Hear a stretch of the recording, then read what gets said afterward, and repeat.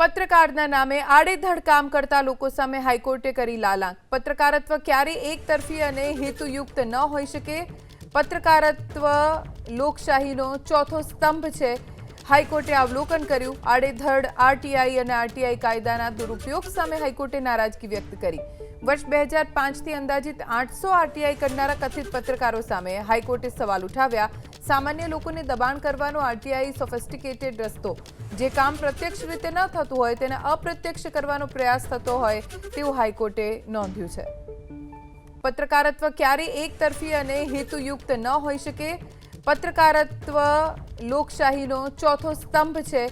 હાઈકોર્ટે અવલોકન કર્યું. આડેધડ આરટીઆઈ અને આરટીઆઈ કાયદાના દુરુપયોગ સામે હાઈકોર્ટે નારાજગી વ્યક્ત કરી.